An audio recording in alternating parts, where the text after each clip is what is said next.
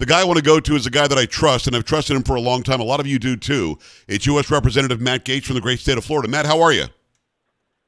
Thanks for having me, Joe. And I think I can answer the question in the most confusing and governmental way possible. Please. And that is, we are at the same time out of very important funds, and we are sitting on billions of dollars that we could use to help our fellow Americans, and we aren't. So here's how that works.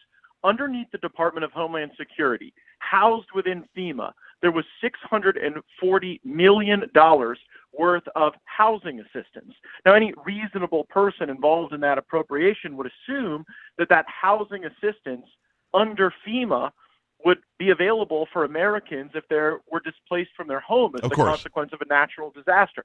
That's the money that has been used to house illegal aliens, migrants, in hotel rooms, and it's been deployed through state and local grants. So if you see, the state government in New York, for example, taking credit for the great virtuous housing of migrants that they've paid for, a lot of that money has come through these very grants through FEMA and the federal government, and that's how it's deployed.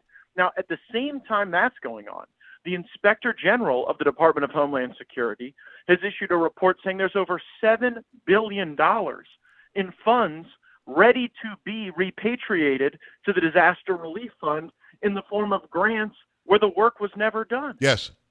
So that would be like a case where after a storm in Texas or wherever, someone said, we're going to build this reservoir or this dam. And in some cases, those projects were subsumed by other ideas or included in other concepts. Sometimes they were abandoned altogether. But we've got grant programs that are as old as 16 years old, and there's never been any work done. And in those cases, the Inspector General says the law requires you to make those funds available in disaster relief now when we've got Americans wondering what their future holds. It is U.S. Representative Matt Gaetz. That whole thing is so sick. Let me explain what a layperson has heard, not from you, not from me. We've been telling the truth. A layperson has heard we did not give any money, not this $1.14 billion, to illegal aliens, housing, and emergency relief. Those fiscal year 23 and 24 numbers, I guess, are just made up, even though it's on the FEMA website. What you just said is true. There are $7 to $8 billion laying around that could be used. On Air Force One in a gaggle, Mayorkas literally says we don't have the funds. Today, Mayorkas, and I just played it before I brought you on, Matt, tells Joe Biden, who didn't know where he was, Mr. President, we have all the funds we need, we're fine. What are we supposed to make of this, Matt? If we're just regular Americans trying to make a living and support our families, who do we believe? I believe you. I think a lot of them believe me, but we just can't believe other parts of government at all because they're completely contradicting themselves day to day. Yeah, in this particular case, at that particular agency, you don't have a secretary you can trust. You don't have a lot of senior leadership you can trust. So the Inspector General's office there is a good place to go for the accurate information. Yes. They've been the ones giving the accurate border information. They've uncovered a lot of the corruption in that agency. And so when the Inspector General says that you're sitting on a mountain of cash that by virtue of mismanagement you've just allowed to sit in the coffers and not be used for its intended purpose, that's very compelling to me. Isn't the House always the trigger for the funding, though? Can you guys not go in and say, hey, use this money? Well, the problem is for the last 30 years, as you know, we've largely been governed by continuing resolution and omnibus spending bill. So it's one big up or down vote on all of it. What we've talked to your audience about for years now is the need for single subject bills. So just imagine a time when we say, okay, this is the 4 days when Congress is going to focus on the FEMA budget. Yes. And we're going to really roll up our sleeves and say what here is working, what's not, what grants are 8 years old that have no real prospect of occurring. How do we tailor those programs? But the special interests don't want it that way because what they really want is Congress to lay out the vaguest possible terms so that everything just becomes a big slush fund. Wow. And that slush fund factor isn't helping the people in North Carolina right now at all. And what's constraining them is, I think, a pretty corrupt system. We've also had whistleblowers from FEMA and from the National Guard reach out to my office to say, Congressman, we were mobilized, we were sent to impacted areas, and then we were never given orders on what to do. We were never integrated into the efforts by local communities to provide food or water or to assist in logistics for repowering some of these areas where people are still just getting connected to power. So, that is so frustrating when you've got Americans that were standing on their roofs waiting for help, Yes. and you had guardsmen willing to help them staged. And just because this Biden-Harris group can't really get their act together, we suffer.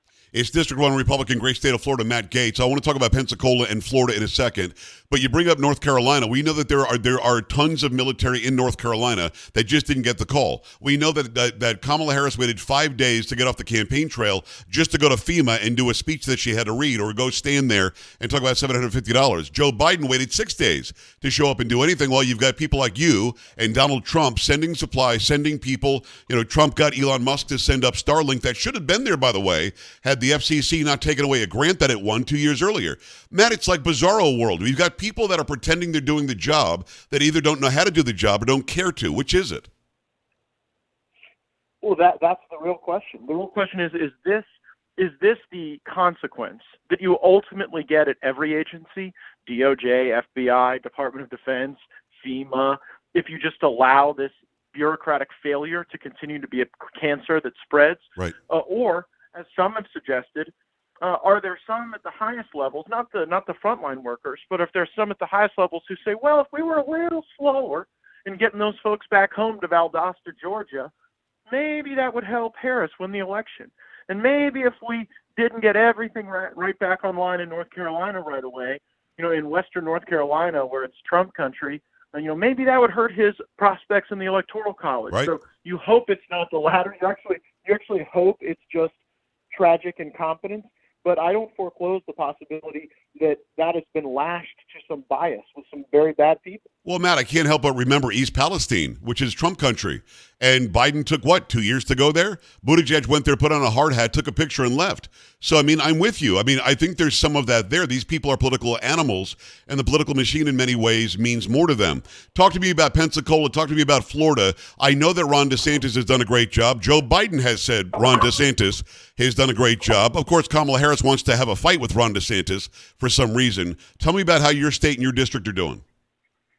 My district has no weather impact. We have had some folks who've been displaced from their homes relocating here, and so the hotels and resorts in my area have a 30% off the top discount for a lot of people from Florida who are fleeing.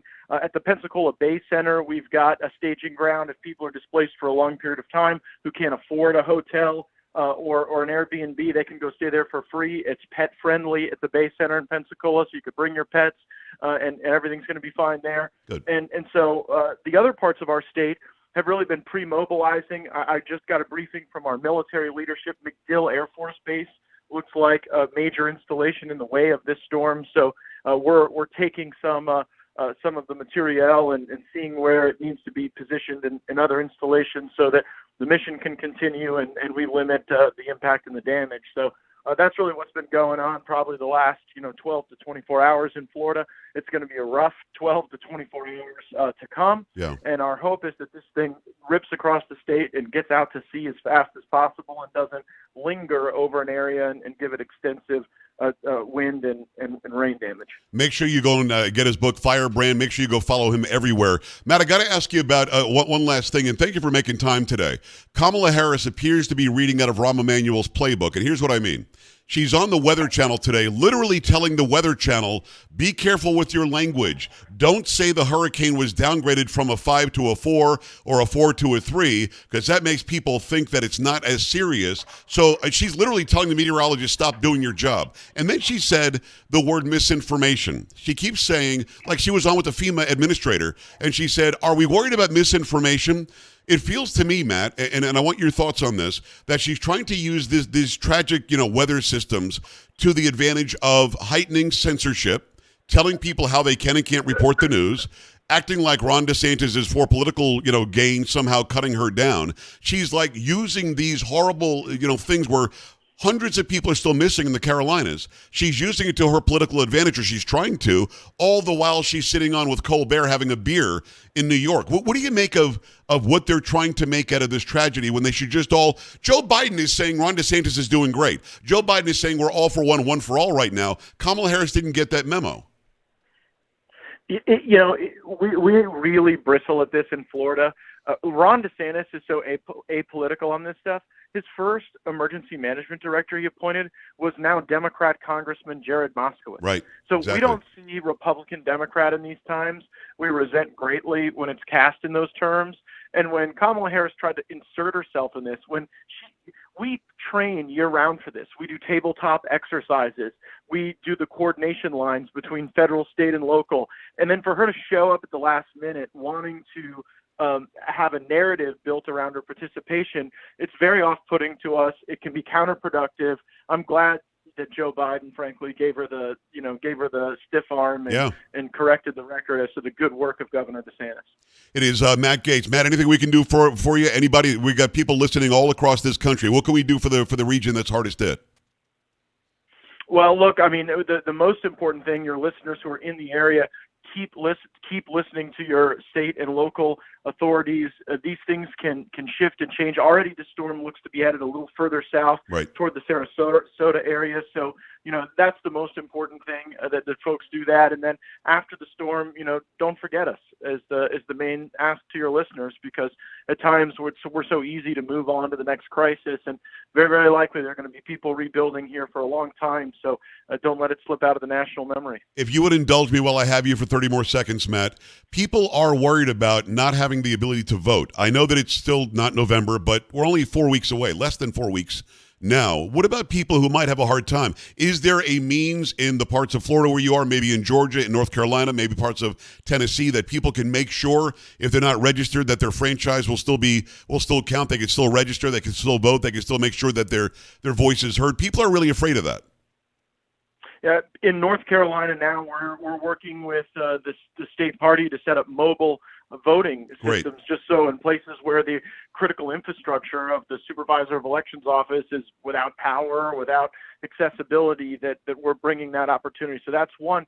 But look, if you are living somewhere else now, or you're going to be forced to be somewhere else for weeks or potentially longer, you need to contact your supervisor of elections and get a mail ballot sent to you so that you can return that mail ballot. Even if mail voting is not your preference, it certainly is a preference to not voting. And so if you know friends, family who are among the tens of thousands displaced largely from Trump country in swing states like Georgia and North Carolina, getting that contact, getting that ballot sent to wherever you are currently, that's critically important. I'm working day in, day out with our party leadership to make sure that we're sending the text messages, the emails, making the phone calls, so that people avail themselves to those opportunities. Matt, amazing advice. Thank you so much for going there. It's Matt Gaetz, District 1 Republican, great state of Florida. Matt, thank you very much, sir. I appreciate you. Take care, my friend. All right, brother. We'll talk soon. We love that Matt joined us live today.